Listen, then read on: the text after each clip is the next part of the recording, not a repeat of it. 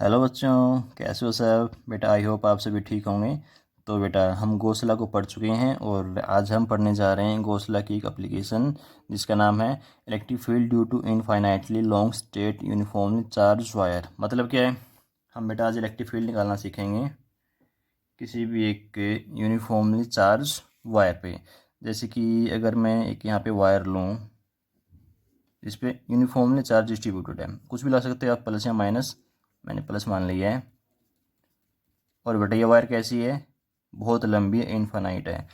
तो इस वायर के कारण कुछ इलेक्ट्रिक फील्ड होगी। कितनी होगी बेटा, वो सब हम आज सीखेंगे। तो उससे पहले बेटा हमको कुछ टर्म्स हैं जो क्लियर होनी चाहिए। लाइक कि आपके लिए मैंने यहाँ पे लिखी हुई हैं, linear charge density, surface charge density and volume charge density. तो देखो बेटा, जब भी चार्ज आपका डिस्ट्रीब्यूटेड होगा लीनियरली, मतलब एक लाइन की फॉर्म में, जैसे यहाँ पे आपका चार्ज डिस्ट्रीब्यूटेड है in the form of line, तो वहाँ पे हम बात करेंगे लीनियर चार्ज डेंसिटी की। ओके बेटा। तो और जब भी चार्ज हमारा डिस्ट्रीब्यूटेड होगा सरफेस पे, किसी सरफेस पे, लाइक अगर मैं एक स्फीयर लूँ, तो बेटा ये स्फीयर का सरफेस हो गया। अगर खाली सरफेस पे चार्ज है किसी स्फीयर पे, तो बेटा वहाँ पे हम बात करेंगे सरफेस चार्ज डेंसिटी की, सिग्मा की। ठीक है ना? जरूर नहीं स्फीयर हो, दैट में अभी कोई प्लेट आल्सो। जैसे ये अगर मैं कोई प्लेट बनाऊँ, ठीक है ना, तो अगर इसके सरफेस पे कोई चार्ज है तो उसको भी मैं क्या मान सकता हूँ? सिग्मा। ठीक है ना? ये सारे इसका सरफेस ही है। प्लेट मैंने बनाई रेक्टेंगुलर, आप अपनी घर वाली प्लेट भी ले सकते हो। ठीक है ना? तो उसके सरफेस पे जो चार्ज होगा तो वो तो सरफेस ही है, तो उसको मैं क्या मान सकता हूँ? सिग्मा। बेटा वॉल्यूम चार्ज डेंसिटी कहाँ पे आती है, ये समझनी जरूरी है। अगर मेरे पास कोई 3D ऑब्जेक्ट है, जैसे स्फीयर ही ले लो, sphere is a 3D object. अगर मेरे पास कोई 3D ऑब्जेक्ट है और उसमें चार्ज डिस्ट्रीब्यूटेड है एंटायरली इन द वॉल्यूम, उसके वॉल्यूम में पूरी तरह से अगर कोई बेटा चार्ज डिस्ट्रीब्यूटेड है, तो फिर वहाँ पे कंसेप्ट आएगा रो का। रो मतलब वॉल्यूम चार्ज डेंसिटी। ठीक है ना? तो समझ में आया? लीनियर चार्ज डेंसिटी का कंसेप्ट कब आएगा? जब चार्ज डिस्ट्रीब्यूटेड है लीनियर फॉर्म में in the form of A line, and जब चार्ज डिस्ट्रीब्यूटेड है सरफेस पे, तो उस केस में हमारे पास कंसेप्ट आएगा सिग्मा का। और जब आपके पास में चार्ज डिस्ट्रीब्यूटेड होगा वॉल्यूम के अंदर, और आपको पता है वॉल्यूम किन का होता है? खाली 3D ऑब्जेक्ट्स का। ठीक है ना? तो ओके बेटा। अच्छा, अब इनके फॉर्मूला की बात करते हैं। इनके फॉर्मूला क्या क्या होते हैं? तो लैम्डा, तो बेटा इसका पहले नाम पढ़िए, लीनियर चार्ज डेंसिटी।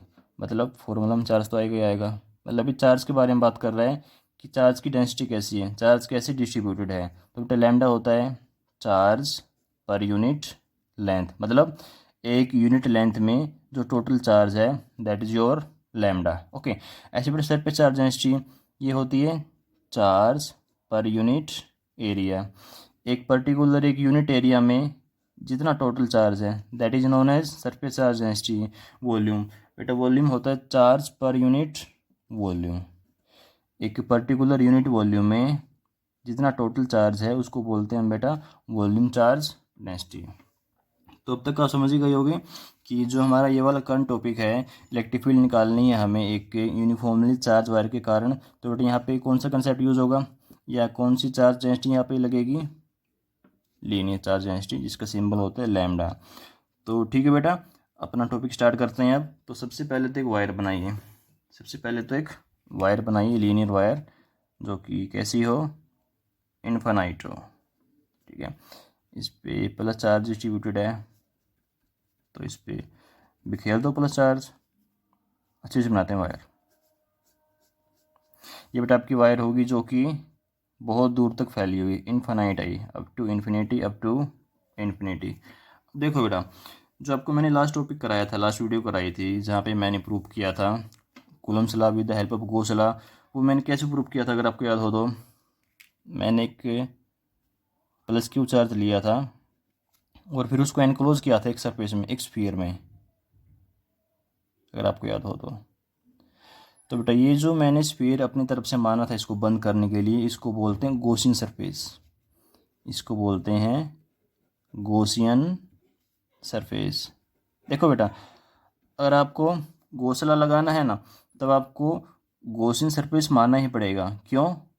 क्योंकि देखो बेटा, आपने जैसे प्लस क्यू के कारण यहाँ पे निकालनी इलेक्ट्रिक फील्ड, तो जो गोसल है वो कब लगता है, जब आपके पास चार्ज है वो एक क्लोज सिस्टम में एनक्लोज हो, है ना। तो पहले आपको चार्ज को एनक्लोज करना पड़ता है with the help of A Gaussian surface. इसलिए आपको जहाँ भी लगाना है घोंसला वहाँ पे आपको एक गॉसियन सरफेस मानना पड़ेगा। अब आपको मैं शेप बता रहा हूँ, शेप जैसे यहाँ पे पॉइंट चार्ज था, तो मैंने बेटा कैसा अपना गॉसियन सरफेस माना, स्फीरिकल। तो हमेशा ध्यान रखना, जब भी आपको किसी पॉइंट चार्ज के कारण निकालने पहले इलेक्ट्रिक फील्ड यूजिंग घोंसला, तो बेटा अब कैसा गॉसियन सरफेस मानोगे, स्फीरिकल। कैसा मानोगे बेटा, स्फीरिकल। अब यहाँ पे पॉइंट चार्ज तो है नहीं, यहाँ पे तो एक लीनियर चार्ज है। और बेटा जब भी आपके पास में लीनियर चार्ज हो उस केस में मानने है आपने, मानना है सरफेस तो लड़का है ना, cylindrical surface, cylindrical Gaussian surface. Okay बेटा, तो ये कुछ की पॉइंट्स थे इस टॉपिक को करने के लिए। एक तो आपको पता होना चाहिए कि what is linear charge density. दूसरा आपको पता होना चाहिए कि हम इसको जब इस पे जब लगाएंगे घोंसला, तो इसको जब हम एनक्लोज करेंगे किसी सरफेस में, तो वो सरफेस कैसा होगा, रेक्टेंगुलर होगा, स्फेरिकल होगा, सिलेंड्रिकल होगा, कॉनिकल होगा, कैसा होगा बेटा। लीनियर चार्ज के लिए आप we always use cylindrical, and for point charge we always take spherical Gaussian surface, ठीक है ना। आपके सिलेबस में यही दो हैं, तो इससे बाहर से कुछ नहीं आएगा। तो अब करते हैं अपना टॉपिक स्टार्ट। तो चलिए, तो आपने यहाँ पे एक वायर तो बनाई ही हुई है, तो इस वायर को अब आपने एनक्लोज करना है एक गॉसियन सरफेस में। तो मैंने बता दिया है, अगर लीनियर चार्ज है तो उसको कैसे सरफेस में हम एनक्लोज करेंगे, सिलेंड्रिकल। तो ये मैंने एनक्लोज कर दिया इसको एक सिलेंडर के अंदर, ड्राइंग के लिए सॉरी, जिसकी लेंथ मैंने मान ली एल। बेटा लेंथ मैंने मानी एल, ठीक है ना। अच्छा बेटा, इस वायर की चार्ज डेंसिटी कितनी है, lambda. Lambda is the linear charge density of this infinite long wire. Okay, तो अब करते हैं शुरू। तो देखो बेटा, जो हम क्या करेंगे अभी, हम टोटल फ्लक्स निकालेंगे, हम टोटल फ्लक्स निकाल लेंगे। तो देखो, इसके अंदर कुछ चार्ज है, तो ये चार्ज कुछ फ्लक्स एमिट कर रहा होगा, आपको ये सब पता है, आप पिछली वीडियो में कर चुके हैं कि कोई भी चार्ज होता है वो फ्लक्स को एमिट करता है सभी डायरेक्शंस में। तो कितना फ्लक्स एमिट करेगा इस टोटल सिलेंडर से, हमको वो निकालना है अभी। तो हमको निकालना है फाई टोटल, हमको निकालना है फाई टोटल। अब आप यहाँ पे आइए, यहाँ पे मुझे ये बताइए, यहाँ पे कितने अलग अलग सरफेस हैं। एक सिलेंडर है ये, यहाँ पे कितने अलग अलग सरफेस हैं, अगर आप देख पाओ तो। मैंने पेन को बंद किया, एक सिलेंडर है, तो बेटा यहाँ पे कितने सरफेस हैं, एक तो ये वाला सरफेस है कर्व्ड सरफेस, एक तो यहाँ से निकलेगा क्या, फ्लक्स बाहर, ठीक है ना। और दो सरफेस ये भी तो हैं सर्कुलर वाले, दिख रहे हैं ये वाले सरफेस। तो बेटा एक सिलेंडर में हमारे पास में तीन तरह के सरफेस होते हैं, दो तो सर्कुलर और एक उसका कर्व्ड वाला पोर्शन। तो बेटा जो फ्लक्स निकलेगा टोटल फ्लक्स वो एक तो इस पार्ट से निकलेगा कर्व्ड वाले पार्ट से, और दूसरा कहाँ से निकलेगा, इस वाले पार्ट से, ठीक है। तो जो अगर मैं कुछ नाम दूँ इनके, इसको मैंने बोला सरफेस नंबर फर्स्ट, ये तो चलता है क्या, पेन बहुत सारे हो जाते हैं। इसको बोला मैंने सरफेस नंबर फर्स्ट, इसको बोला मैंने सरफेस नंबर सेकंड, और इसको बोल दिया मैंने सरफेस नंबर थर्ड। बच्चे क्या गलती करते हैं, इसको फोर बोल देते हैं। नहीं बेटा, ये तो कर्व्ड है, एक ही है, ये तो एक ही है ना, दो तो ये वाले हैं, एक सर्कल यहाँ पे, एक सर्कल यहाँ पे। तो ये तो बेटा एक ही है, आप चाहे तीन यहाँ पे लिख लो या तीन नीचे लिख लो, तो ये तो एक ही है। बच्चे गलती करते हैं, ये इसको तीन इसको चार बना देते हैं, चार सरफेस सिलेंडर में। इसको तो बेटा थोड़ा थ्री डी में सोचो, ठीक है ना, इसके तीन ही सरफेस होते हैं। तो जो टोटल फ्लक्स आएगा वो आएगा, एक तो जो निकलेगा सरफेस वन से बाहर, एक जो निकलेगा टू से बाहर, एक जो निकलेगा थ्री से बाहर, ठीक है ना।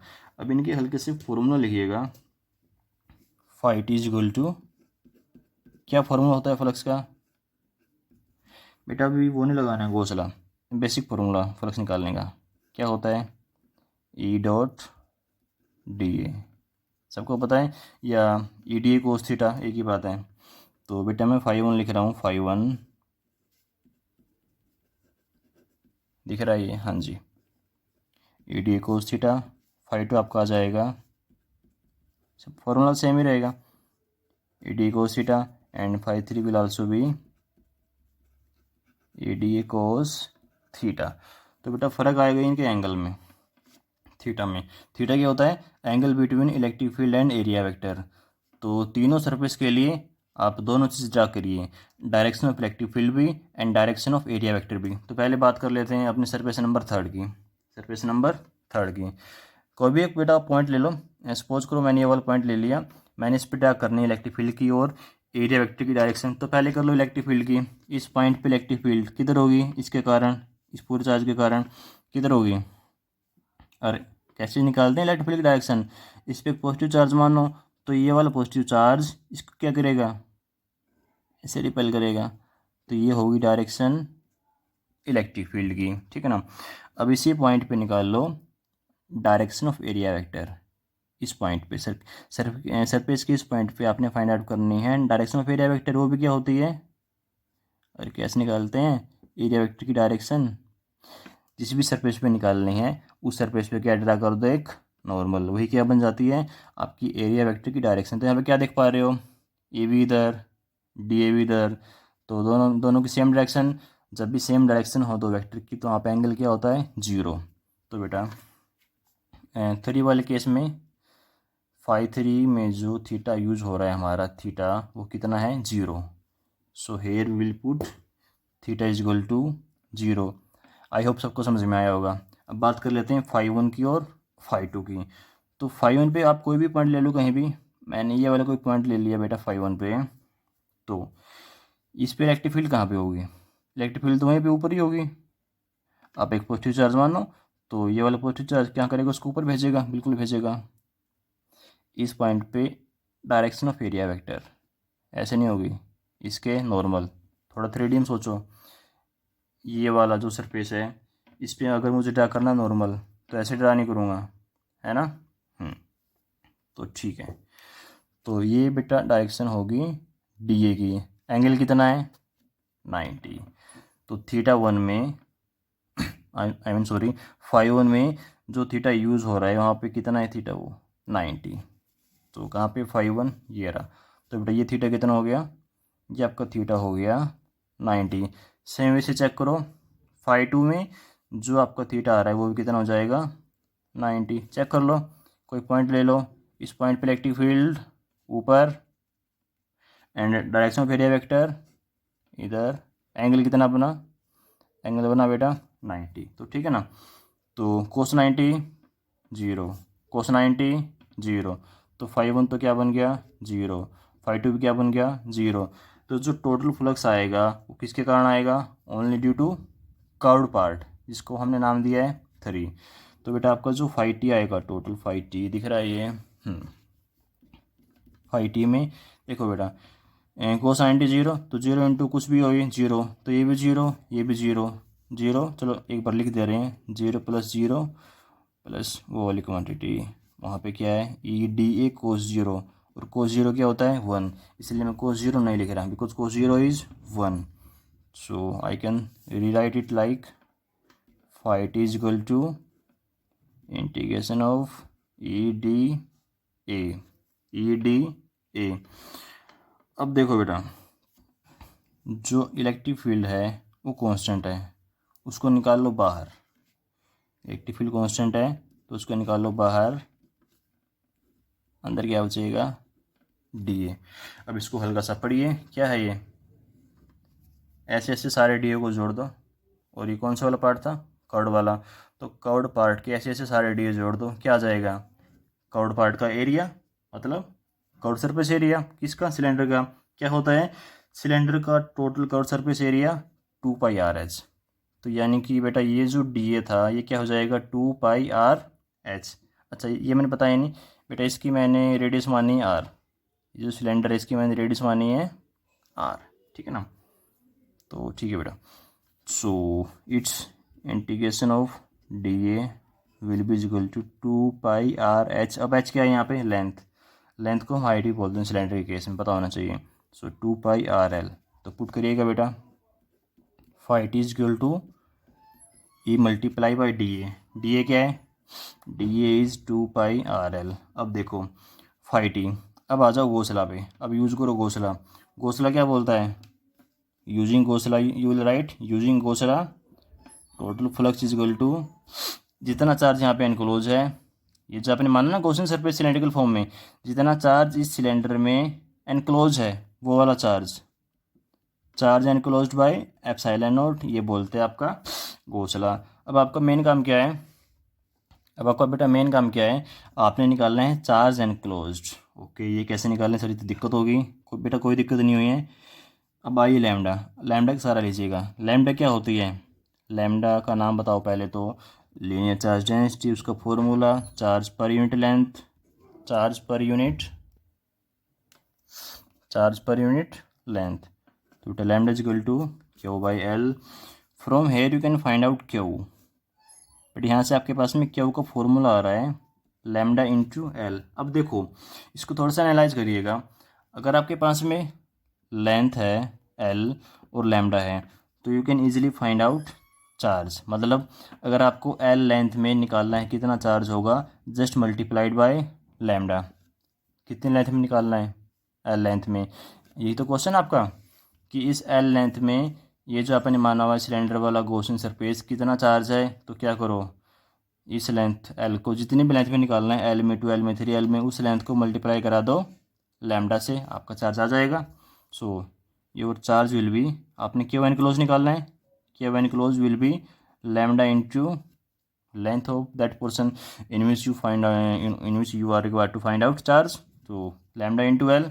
तो बेटा पुट कर दो Q enclose is equal to lambda L. कहाँ पे पुट करोगे, यहाँ पे पुट कर दो। Your phi T will become, Q enclose कितना आया, lambda into L divide by epsilon not. तो अब ये जो वैल्यू आई है फाई टी की, ये पुट कर दो इस इक्वेशन में, कुछ नाम दे देना इसका। So phi T is equal to lambda L by epsilon naught is equal to E into 2 pi R L. L से एल कैंसिल, तो बेटा यहाँ से फाइंड आउट ई। टॉपिक क्या था, आपने इलेक्ट्रिक फील्ड तो निकालनी थी, यहाँ से ई निकालिएगा, आपकी यहाँ से ई आएगी लैम्डा बाय, बेटा आपके यहाँ से ई आ रही है lambda by 2 pi epsilon naught R. इसको करो डब्बे में बंद। ये है आपका बहुत ही फेमस फार्मूला, इसको हमेशा ध्यान रखना है, यहाँ से डायरेक्ट न्यूमेरिकल बनते हैं तो ध्यान रखना ये। अच्छा, तो यहाँ से ई में आर में कैसा रिलेशन है, इनवर्सली, मतलब with distance electric field will decrease. अगर आप आर बढ़ाओगे तो इलेक्ट्रिक फील्ड विल डिक्रीज। तो इसका ग्राफ बनाइए ज़रा, कैम्ब्रिज का ग्राफ आता है पेपर में, ग्राफ बनाइए इसका। अगर मैं यहाँ पे ले रहा हूँ इलेक्ट्रिक फील्ड, यहाँ पे ली मैंने डिस्टेंस, तो जैसे जैसे डिस्टेंस बढ़ेगी वैसे वैसे इलेक्ट्रिक फील्ड घटनी चाहिए, कम होनी चाहिए, तो ऐसे ग्राफ बनाना है। तो चेक करो ग्राफ को कि जैसे जैसे आर बढ़ रही है इलेक्ट्रिक फील्ड नीचे आ रही है, डिक्रीज हो रही है, तो ग्राफ ठीक है। अच्छा, ग्राफ से क्या पता चल रहा है, electric field goes to infinity when, sorry electric field goes to zero when R will go to infinity. ठीक है ना, मतलब क्या बेटा, इलेक्ट्रिक फील्ड कभी भी जीरो नहीं होती, वो बहुत कमज़ोर हो जाती है, लेकिन इट इज़ नेवर जीरो, या यू कैन से जीरो कब होगी, इनफाइनाइट पे, जहाँ पे जाना पॉसिबल ही नहीं है। ओके बेटा, तो ठीक था, ये सब कुछ इस टॉपिक के बारे में। इसको थोड़ा सा हल्का सा हम बार में दोबारा से इसको देख रहे हैं, इसकी समरी बना के। तो देखो हमारा टॉपिक था, हमने इलेक्ट्रिक फील्ड निकालनी थी एक इनफाइनाइटली लॉन्ग स्ट्रेट वायर के कारण, जिस पे चार्ज था यूनिफॉर्मली डिस्ट्रीब्यूटेड, तो ये हमारी वायर हो गई थी। फिर हमने क्या माना, ये लीनियर चार्ज था, तो हमको पता है कि लीनियर चार्ज के लिए हम कौन से वाला गॉसियन सरफेस मानते हैं, सिलेंड्रिकल। ये सब माना है क्यों, क्योंकि आपने यहाँ पे घोंसला लगाना है, और घोंसला कब लगता है, जब आपके पास में कोई क्लोज सरफेस के अंदर चार्ज एनक्लोज हो, इसलिए आपने यहाँ पे एक गॉसियन सरफेस मानना है सिलेंड्रिकल फॉर्म में। तो अब देखो बेटा, अब फिर क्या किया हमने यहाँ से टोटल फ्लक्स निकाल लिया, टोटल फ्लक्स। ठीक है, देखो एक्चुअली बेटा हमने क्या किया है, हमने टोटल फ्लक्स निकाला है दो तरीक़ों से। एक तो हमने फ्लक्स निकाला टोटल इस वाले बेसिक फार्मूला से, ई डॉट डी ए वाले से, जो कि हमारा आया था 5 1 + 5 2 + 5 3 5 2 और 5 1, तो कंट्रीब्यूट नहीं कर पा रहे थे क्योंकि एंगल 0 बन रहा था, लेकिन 5 3 आपका आया था, ठीक है। और फिर हमने टोटल फ्लक्स निकाला था गॉस लॉ से, Q enclosed bye epsilon not, फिर दोनों को कर दिया था इक्वेट। तो बेटा ये सब हमने किया था इसमें। तो ठीक है, अगर कोई डाउट हो तो आप वीडियो को दोबारा देखना, और फिर भी कोई डाउट है तो आप पूछ सकते हो, ठीक है ना। तो ठीक है बेटा, इस वीडियो में इतना ही, बाकी अगले वीडियो में मिलते हैं। तो ठीक है बेटा, तब तक के लिए पढ़ते रहिए, मुस्कुराते रहिए, और अपना पढ़ते रहिए। और क्या करोगे, लाइक कर देना, भूल गया था, लाइक कर दिया करो बेटा, मोटिवेशन मिलता है। थैंक यू बेटा।